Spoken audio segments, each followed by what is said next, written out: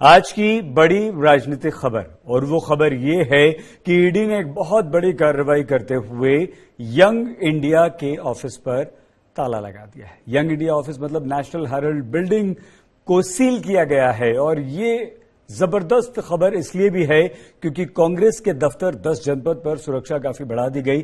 10 जनपद सोनिया गांधी के घर पर सुरक्षा व्यवस्था काफी बढ़ा दी गई और कांग्रेस ने अब देशव्यापी आंदोलन करने की बात कही है। देखिए,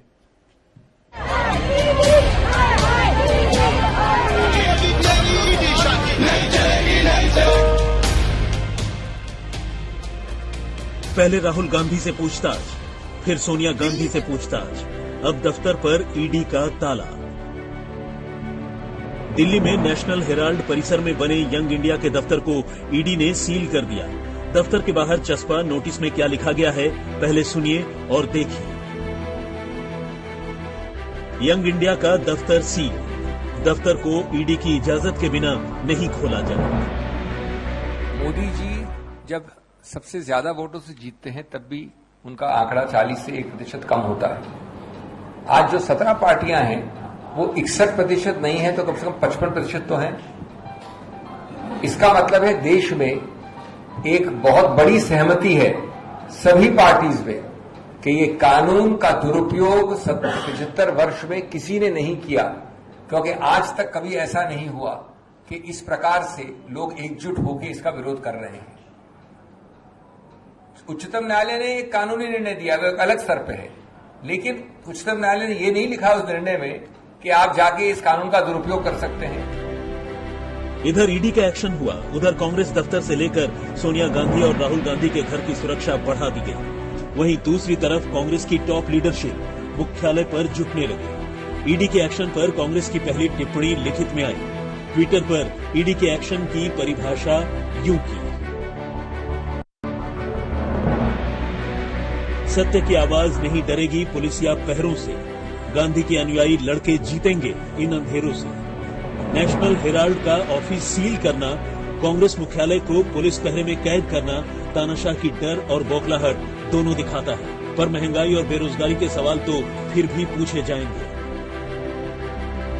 बड़ी बात यह है कि दफ्तर सील करने से पहले मंगलवार को ही ईडी की टीम ने सुबह से देर शाम तक नेशनल हेराल्ड के दिल्ली, मुंबई और कोलकाता समेत 16 ठिकानों पर छापे मारे थे। ये छापेमारी सोनिया गांधी और राहुल गांधी से पूछताछ के बाद हुई।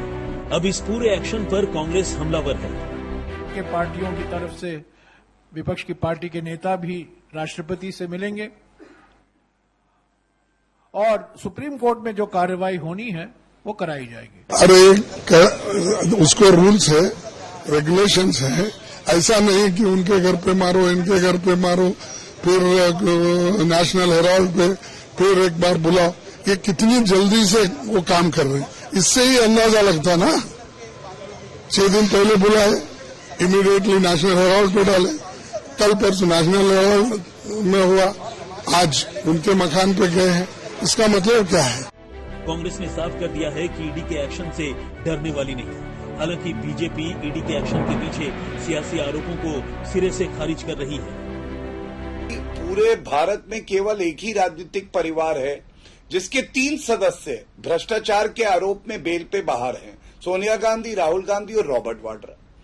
मेरा एक सवाल था, इन्होंने उत्तर नहीं दिया, लेकिन मैं कह रहा हूं इनकी सारी बातें अगर मान ली जाएं तो ये अगर राजनीतिक द्वेष का मामला है तो आप कोर्ट जाके खत्म क्यों नहीं कराते मामले को, ये मैं नहीं समझ पाया। बीजेपी की सफाई विपक्ष के गले नहीं उतर रही, इसे संयोग कहें या प्रयोग। बीते कुछ सालों में विपक्ष के तमाम बड़े नेताओं के खिलाफ ईडी की जांच चल रही है।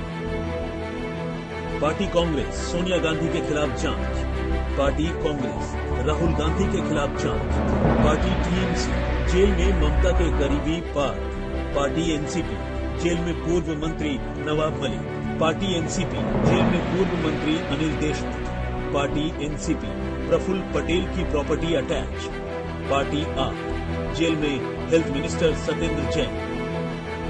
अब सवाल यही है कि यंग इंडिया के दफ्तर पर ईडी के ताले के बाद क्या सोनिया और राहुल गांधी के खिलाफ ईडी कोई बड़ी कार्रवाई कर सकती है? दिल्ली से मौसमी सिंह के साथ अरविंद ओझा, आज तक।